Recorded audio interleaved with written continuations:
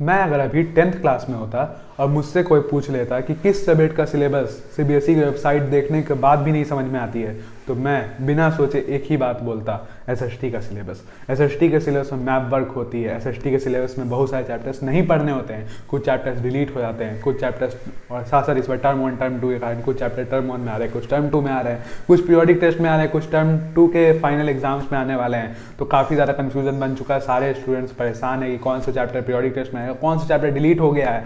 History में ऐसा होता है कि एक चैप्टर पढ़ना होता है, एक चैप्टर नहीं पढ़ना होता, ऑप्शनल होते हैं। तो उन सभी के बारे में मैप वर्क होता है कि कौन सा मैप लगा के जाए भैया कि वो मैप ही आए, उसके अलावा कोई ना आए। तो बच्चे सारे मैप्स पढ़ रहे होते हैं, ठीक है। तो सारे मैप्स नहीं पढ़ना है, जो जो लोकेशन दिया हुआ है बस वो लोकेशन देख के जाओ, तुम्हारा मैप में फुल आउट ऑफ फुल आएगा मैप। अगर एसएसटी के पेपर, मैंने जब 10th बोर्ड दिया था मुझे एसएसटी में 100 आए थे, ठीक है। मैप का एक स्ट्रैटेजी होता है कि अगर सीबीएसई की वेबसाइट को तुम फॉलो करेंगे, सारे मैप सीबीएसई दे देता है कि इस जगह के अलावा और कोई जगह नहीं पूछने वाले हैं वो, ठीक ना। तो उन सारे जगहों को अगर देखोगे तो तुम्हारा मैप में फुल आउट ऑफ फुल आएगा। ये मेरा पर्सनल एक्सपीरियंस है। सीबीएसई 10th एग्जामिनेशन में मुझे 2018 में एसएसटी में 100 आउट ऑफ 100 मिल चुके हैं, इसलिए मैं बता रहा हूँ। तो अब हम लोग देखने वाले हैं सीबीएसई 10th का एसएसटी सिलेबस, ठीक है। तो ये हम लोग देख रहे हैं सीबीएसई 10th का एसएसटी सिलेबस हम लोग देखेंगे। तो मेरा नाम है रोहित राज और स्वागत है आपका स्टडी डायनामिक्स पर।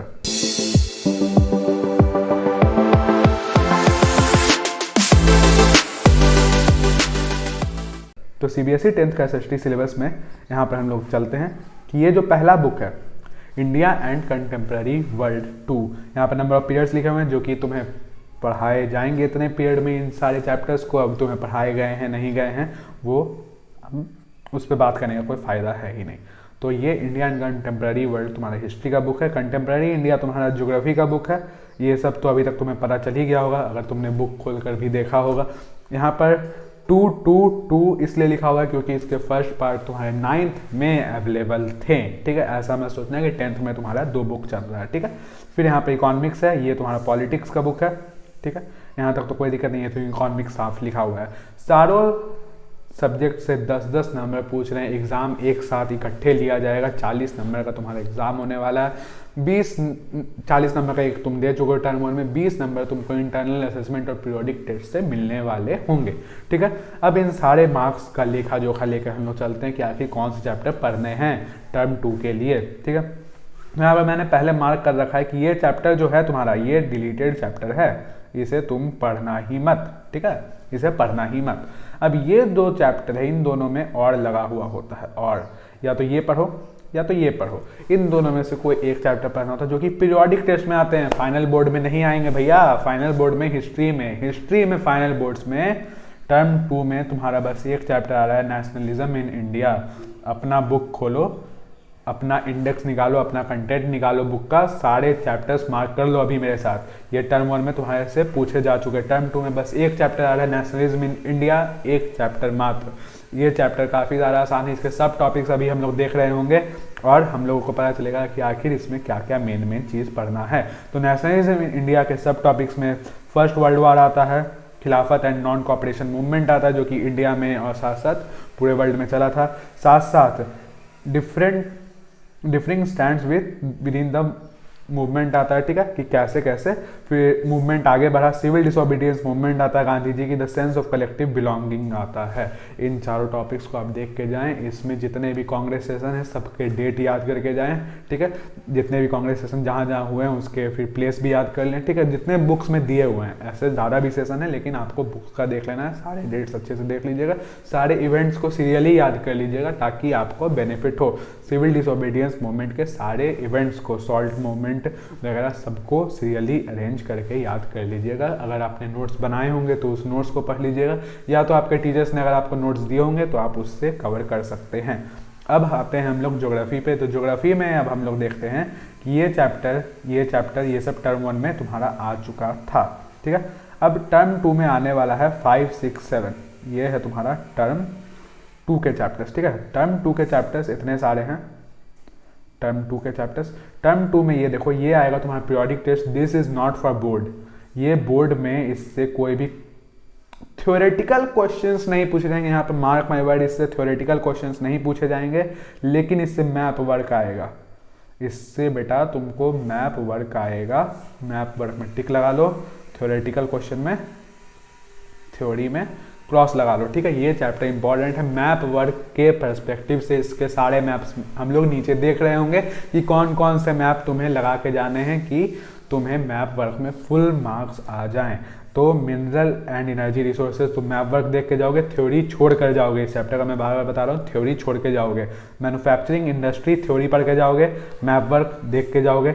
Lifeline and national economy map work भी देख के जाओगे, थ्योरी भी पढ़ के जाओगे। सारे मैप वर्क हम लोग लास्ट में डिस्कस करेंगे, बने रहिए हमारे साथ लास्ट तक।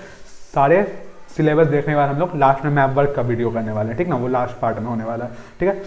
चैप्टर्स भी बने हुए होंगे वीडियो के नीचे, आप उसमें भी देख सकते हैं मैप वर्क अगर अभी आपको देखना है तो ज्योग्राफी में चैप्टर 5 जो था तुम्हारा मिनरल्स एंड रिसोर्सेज, वो यहाँ पर नहीं लिखा हुआ है तो उसमें लिख लो minerals and resources only map तुम्हें देखना है, ठीक है। अब यहाँ पर देखो मैन्युफैक्चरिंग इंडस्ट्री है छठा चैप्टर और सातवां चैप्टर है life line of national economy. तो मैन्युफैक्चरिंग इंडस्ट्री में तुम्हें क्या देखोगे, इंपॉर्टेंस देखोगे, ठीक है, कंट्रीब्यूशन देखोगे नेशनल इकोनॉमी में, आयरन वगैरह की, स्टील वगैरह की इकोनॉमी में, नेशनल इकोनॉमी में कंट्रीब्यूशन देखना तुम्हें। इंडस्ट्रियल लोकेशन कहाँ पर होता है, क्लासिफिकेशन ऑफ इंडस्ट्री कैसे हैं, स्पेशियल डिस्ट्रीब्यूशन देखोगे कहाँ कहाँ पे इंडस्ट्री क्या क्या के सेटअप है मैप में। फिर industrial pollution and environment degradation geography तुम पढ़ रहे हो तो ये एक तरह से इकोलॉजी को अपने साथ लेके चलने वाला सब्जेक्ट है। कंट्रोल ऑफ एनवायरमेंटल डिग्रेडेशन या फिर सस्टेनेबल डेवलपमेंट के बारे में भी तुम इसमें सीखोगे। अब यहाँ पर life line of national economy में तुम देखोगे कि ट्रांसपोर्ट आ रहा है। ट्रांसपोर्ट जो होता है नेशनल इकोनॉमी का मेजर लाइफलाइन होता है, ट्रांसपोर्ट, ट्रेड और कम्युनिकेशन, ठीक है। इन चैप्टर में तुम ट्रेड, कम्युनिकेशन और ट्रांसपोर्ट तीनों को पढ़ोगे। ट्रांसपोर्ट में तुम्हारे roadways, railways, pipelines, waterways, Airways तुम बचपन से पढ़ते आ रहे हो, तीसरी चौथी कक्षा से, इसमें कोई दिक्कत नहीं होगी। कम्युनिकेशन है, कम्युनिकेशन भी तुम लोग भली भांति परिचित हो इस भी सब्जेक्ट से, ठीक है। कम्युनिकेशन मतलब तुम किसी से किस तरह कम्युनिकेट कर पा रहे हो, मोबाइल के थ्रू, व्हाट्सएप के थ्रू, या फिर डिफरेंट चैटिंग जो तुम्हारे प्लेटफॉर्म्स हैं, या फिर जो तुम्हारे वीडियो कॉन्फ्रेंसिंग प्लेटफॉर्म्स है, ठीक है। आजकल तुम्हारी ऑनलाइन जो क्लासेस चल रही हैं वो भी एक कम्युनिकेशन का जरिया है, ठीक है। फिर इंटरनेशनल ट्रेड और टूरिज्म एंड ट्रेड के बारे में तुम पढ़ोगे कि टूरिज्म को एज ए ट्रेड तुम कैसे यूज़ कर सकते हो, इंटरनेशनल ट्रेड किस तरह से इंडिया कर रहा है या फिर आने वाले कुछ सालों में करता होगा।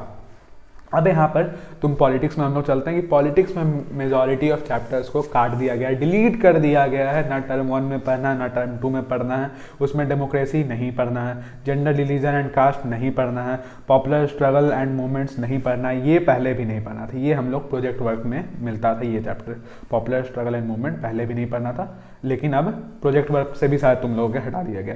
चैलेंजेस टू डेमोक्रेसी भी नहीं पढ़ना है, जबकि हटाए गए सारे चैप्टर्स काफ़ी इंपॉर्टेंट थे। अब ये जितने चैप्टर्स थे ये तुमने टर्म 1 में एग्जाम दे चुका है इसका, और जो पॉलिटिकल पार्टीज है, आउटकम्स ऑफ डेमोक्रेसी है, तुम टर्म 2 में देने जा रहे होगे।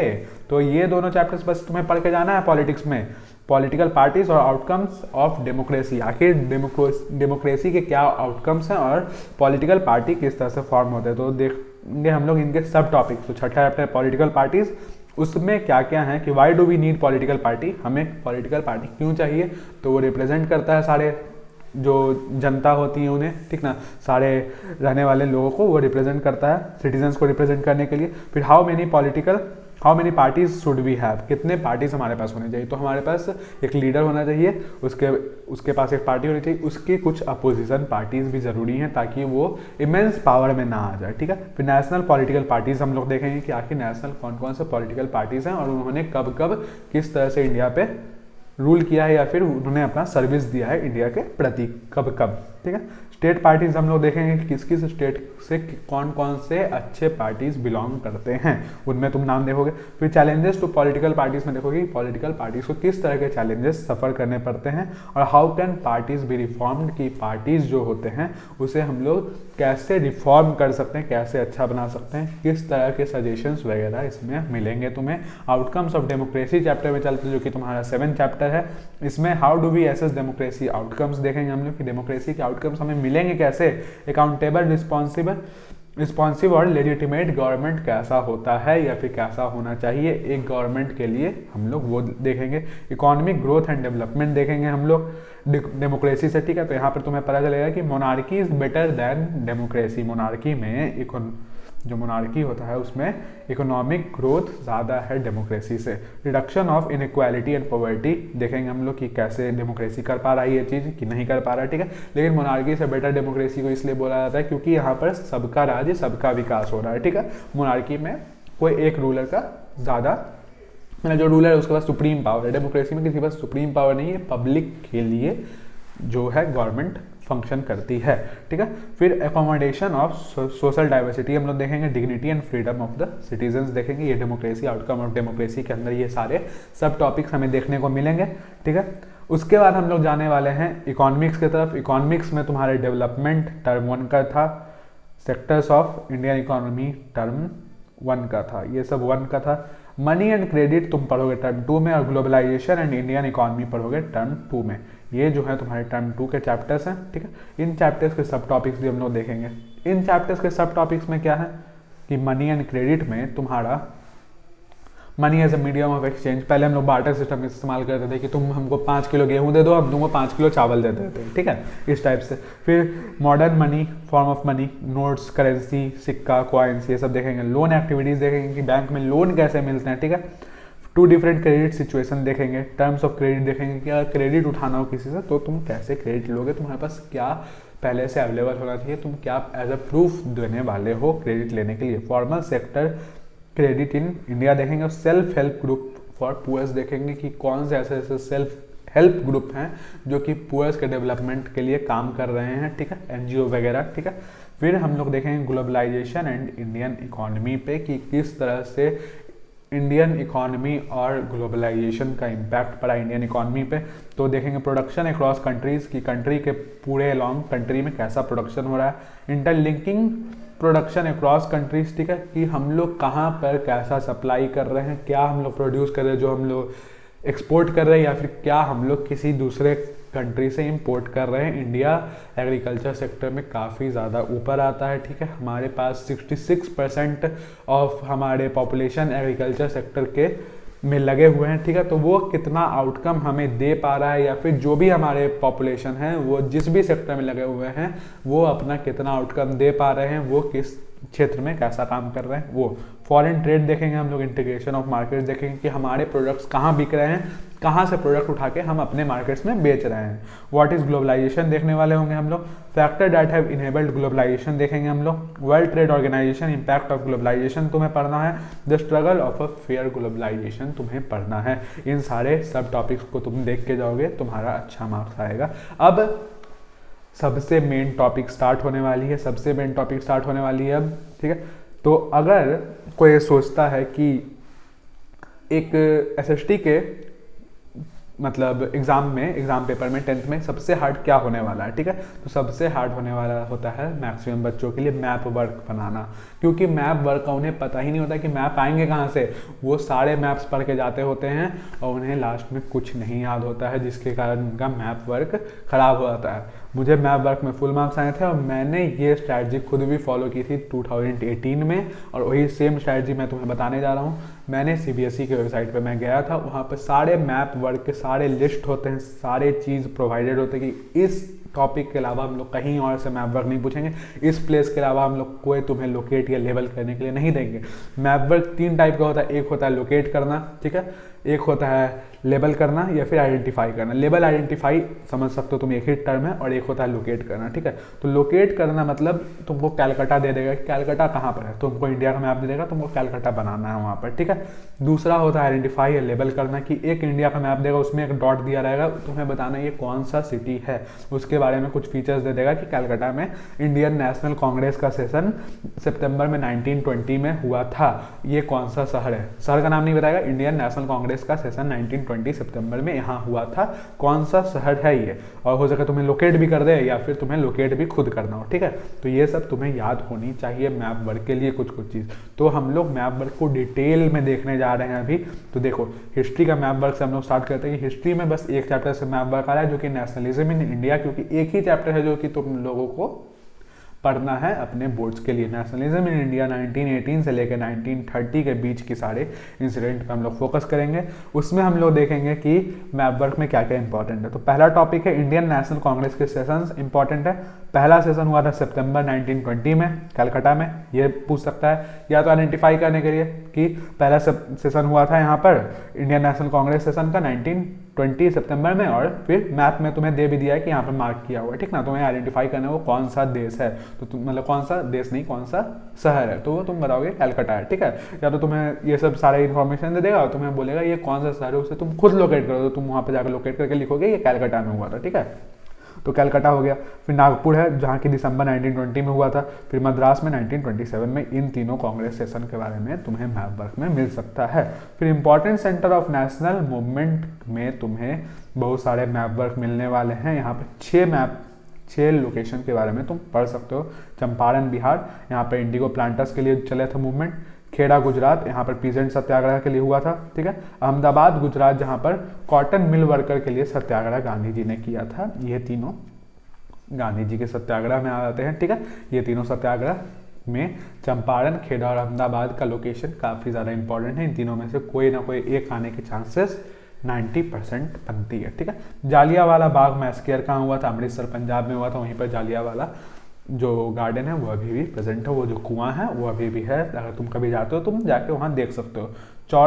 चौड़ी चौड़ा यूपी में जो चौड़ी चौड़ा है वहाँ पर नॉन कॉपरेशन मूवमेंट को कॉल आउट किया गया था, उसे बंद किया गया था नॉन कॉपरेशन मूवमेंट को, वो चौड़ी चौड़ा में हुआ था, ठीक है। तो चौड़ी चौड़ा भी तुम देख सकते हो यूपी में। फिर डांडी गुजरात में, यहाँ पर सिविल डिसोबीडियंट मूवमेंट का आगाज किया गया था। यहीं से गांधी जी ने मार्च किया था जो उन्होंने सॉल्ट सत्याग्रह किया था, ठीक ना। तो यहाँ पर तुम डांडी गुजरात के बारे में भी देख सकते हो। ये सारे भी आने के काफ़ी ज़्यादा प्रोबेबिलिटी है। और हिस्ट्री का मैप इस टॉपिक से हटकर और कहीं से हिस्ट्री का मैप तुमसे नहीं पूछेगा, मैं फाइनली बता रहा हूँ। तुम्हें बस इतने ही लोकेशंस देख के जाने हैं। अब तुम लोग देखोगे मैप वर्क ज्योग्राफी की, साथ साथ तुम सीबीएसई की वेबसाइट पर जाके इसे रीचेक भी कर सकते हो। सीबीएसई की वेबसाइट पे सारे हो सके यहाँ पर 1-2 मिस भी हो गया, लेकिन सीबीएसई की वेबसाइट पे सारे मैप वर्क्स दिए हुए होते हैं, वो तुम्हें देख लेना है, ठीक। मैप वर्क ज्योग्राफी, और साथ साथ हम लोग यहाँ पर सैम्पल पेपर्स भी करने वाले होंगे, तो सैम्पल पेपर में भी मैं तुम्हें दिखा दूंगा कि ये सारे मैप वर्क जो मैंने दिए थे इस वीडियो में वो ही होंगे उस सैम्पल पेपर में भी, ठीक है। तो यहाँ पर हम लोग ज्योग्राफी देखने वाले हैं। तो ज्योग्राफी में चैप्टर 5 में है mineral and energy resources power plant. ये मैं फिर से बता रहा हूँ, इसका थ्योरी नहीं पूछेगा तुमसे, इसका थ्योरी तुमसे नहीं पूछेगा, लेकिन इसका मैप वर्क तुमसे पूछेगा। यहाँ पर बच्चे काफ़ी ज़्यादा कंफ्यूज होंगे और हो सके थ्योरी के साथ साथ मैप वर्क भी छोड़ दें, या फिर मैप वर्क पढ़ने के चक्कर में थ्योरी भी पढ़ के चले जाए, ठीक है। तो थ्योरी नहीं पढ़ना है, बस मैप वर्क देखना है। मैप वर्क में भी कहाँ का आपका मैप वर्क देखना है मैं तुम्हें बता देता हूँ। देखो, ये पावर प्लांट्स के बारे में, थर्मल पावर प्लांट होता है, न्यूक्लियर पावर प्लांट होता है, ठीक है। थर्मल पावर प्लांट में नामरूप, सिंगरौली और रामा गुडाम देखना है तुम्हें, और न्यूक्लियर पावर प्लांट में नरोड़ा, काकड़ापाड़ा, तारापुर और कलपक्कम देखना है तुम्हें, ठीक है। इतने सारे तुम बस पावर प्लांट्स को इंडिया में लोकेट करना देख लो, उनसे रिलेटेड कुछ फीचर्स देख के चले जाओ, न्यूक्लियर पावर प्लांट का फीचर्स देख के चले जाओ, तुम्हारा मैप वर्क कंप्लीट हो जाएगा इस चैप्टर का। उसके बाद हम लोग बढ़ेंगे नेक्स्ट चैप्टर में हम लोग देखेंगे चैप्टर 6 मैन्युफैक्चरिंग इंडस्ट्री।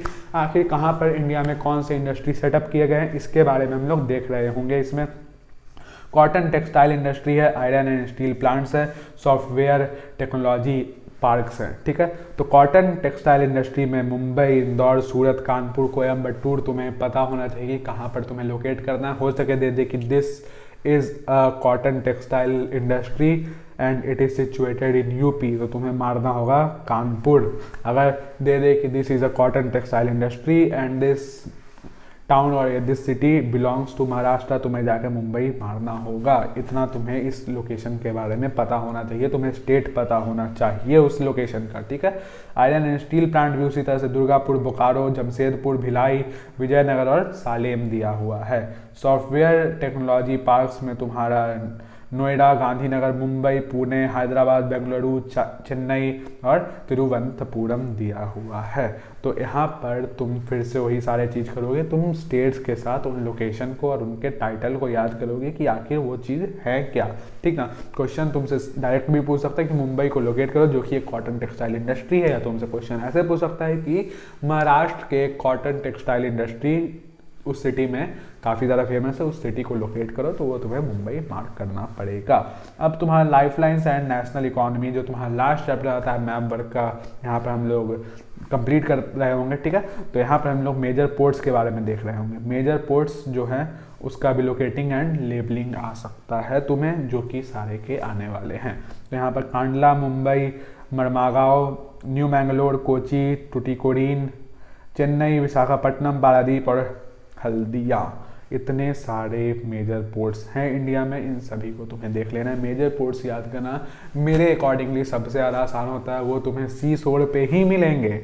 वो तुम्हें वेस्ट बंगाल से लेकर इधर या फिर गुजरात से लेकर इधर नीचे तक जो पेनिनसुला रीजन है उसी में मिलने वाले हैं। इसे कहीं और जाके देखने की तुम्हें ज़रूरत नहीं है, बस ऐसे और ऐसे सीक्वेंस वाइज तुम याद कर लो, तुम एग्जाम में आराम से मार्क कराओगे, ये मेरी गारंटी है। इंटरनेशनल एयरपोर्ट्स देखना है तुम्हें, अमृतसर देखना, दिल्ली देखना, इंदिरा गांधी इंटरनेशनल एयरपोर्ट, उससे तो बड़ा कोई एयरपोर्ट नहीं है, वही है मेन। फिर मुंबई छत्रपति शिवाजी, चेन्नई मीनमबक्कम और कोलकाता नेताजी सुभाष चंद्र बोस, हैदराबाद में राजीव गांधी इंटरनेशनल एयरपोर्ट है। इन सारे इंटरनेशनल एयरपोर्ट्स के नाम, 6 इंटरनेशनल एयरपोर्ट्स के नाम और लोकेशन के साथ तुम्हें याद होने चाहिए। यहाँ पर तुम्हारा पूरा एसएसटी का सिलेबस कंप्लीट होता है, पूरा मैप वर्क तुम्हारा कंप्लीट होता है। अगर तुम इन सारे मैप वर्क को देख के जाओगे, 1 नंबर का भी मैप वर्क तुमसे नहीं छूटेगा, ये मेरी गारंटी है, ठीक है। तो इसी साथ thank you and have a nice day, all the best.